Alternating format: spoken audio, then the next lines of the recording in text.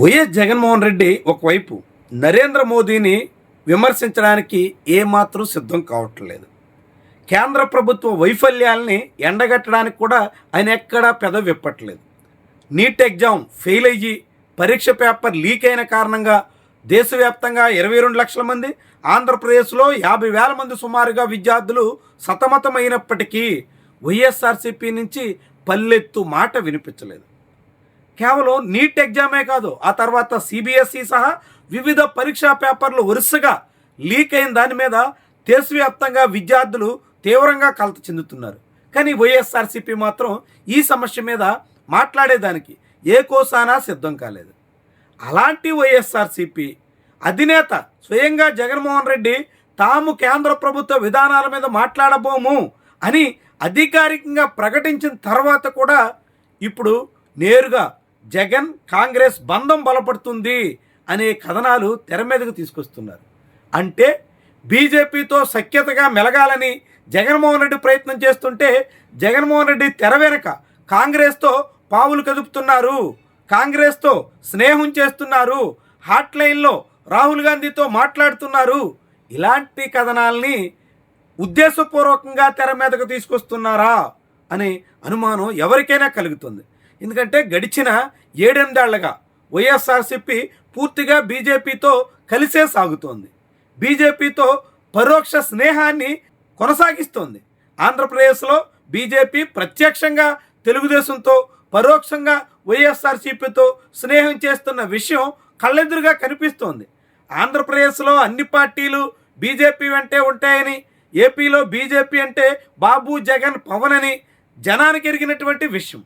ఇలాంటి తరుణంలో జగన్మోహన్ రెడ్డి కాంగ్రెస్తో సెయిల్ అయ్యే ప్రయత్నం చేస్తున్నట్టు, కాంగ్రెస్తో వైఎస్ఆర్సీపీని విలీనం చేసే యోచన కూడా వస్తున్నట్టు కొన్ని మీడియా సంస్థలు పదే పదే కథనాలు ఇవ్వడం వెనక ఏదైనా స్కెచ్ ఉందా అనేటువంటి అనుమానం కలుగుతుంది. గతంలో జగన్మోహన్ రెడ్డి చంద్రబాబుని విమర్శించారు. రేవంత్ రెడ్డి సహాయంతో కాంగ్రెస్తో హాట్లైన్లో చంద్రబాబు టచ్లో ఉన్నారు అని బహిరంగంగానే విమర్శలు చేశారు. తద్వారా బీజేపీతో స్నేహం చేస్తున్న బాబు పరోక్షంగా కాంగ్రెస్తో కూడా స్నేహం నెరుపుతున్నారు అని చెప్పడానికి జగన్మోహన్ రెడ్డి ప్రయత్నించారు. ఇప్పుడు అదే ప్రయత్నంలో జగన్మోహన్ రెడ్డి మీద ఎదురుదాడి చేయడానికి కూటమి నాయకత్వం ప్రయత్నిస్తుందా అనేటువంటి ప్రశ్న ఇక్కడ ఉదయించక మానదు.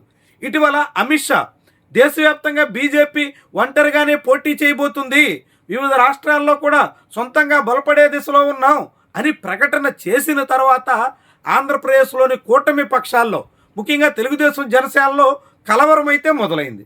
బీజేపీ ఎక్కడ తమకు దూరం అవుతుందో అనేటువంటి ఆందోళన అయితే కనిపిస్తోంది. ఈ తరుణంలోనే బీజేపీ తమను కాదని వైఎస్ఆర్సీపీ మీద నమ్మకంతో అటువైపు మళ్ళీ దిశలో అడుగులేస్తుందా అనే అనుమానం మొదలైనట్టుగా ఇలాంటి కథనాల ద్వారా మనకు అర్థమవుతుంది.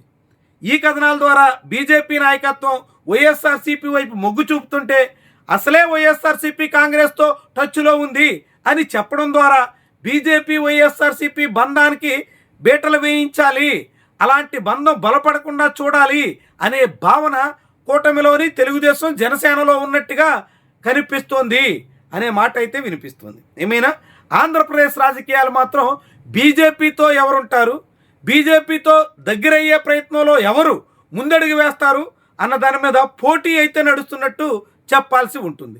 ఈ పోటీలో బాబు కాంగ్రెస్తో ఉన్నారని జగన్మోహన్ రెడ్డి ఆరోపిస్తుంటే, జగన్మోహన్ రెడ్డి కాంగ్రెస్తో టచ్లోకి వెళ్ళారని కూటమి క్యాంప్ ఎదురుదాడికి పూనుకుంటుంది. తద్వారా ఇద్దరు బీజేపీకి నమ్మకైనటువంటి వాళ్ళం అని ఎవరికి వాళ్లే చెప్పుకోవడమే కాకుండా తమ ప్రత్యర్థులు బీజేపీతో ఉంటూనే కాంగ్రెస్తో కూడా కలుస్తున్నారు అని చెప్పే ప్రయత్నానికి పూనుకుంటున్నారన్నట్టుగా భావించాల్సి ఉంటుంది. ఏమైనా ఆంధ్రప్రదేశ్ రాజకీయాలు మాత్రం ఆసక్తికరంగా మారుతున్నాయి. ఇప్పుడు జగన్, కాంగ్రెస్ చేతులు కలుపుతున్నారు, రాహుల్ గాంధీ, జగన్ మాట్లాడుకున్నారు అనేటువంటి ప్రచారాల వెనక చాలా పెద్ద వ్యూహమే ఉన్నట్టుగా భావించాల్సి ఉంటుంది.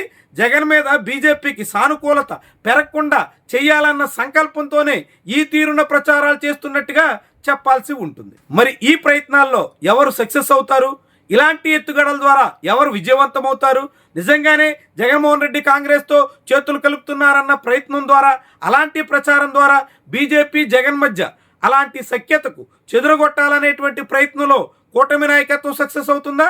కాకుంటే రాహుల్ గాంధీ చంద్రబాబు స్నేహం నేర్పుతున్నారన్న జగన్ ప్రచారం ద్వారా బాబు మీద బీజేపీ నాయకత్వంలో అనుమానాలు పెరుగుతాయా? ఏం జరుగుతుందన్నది మాత్రం ఆసక్తికర విషయమే.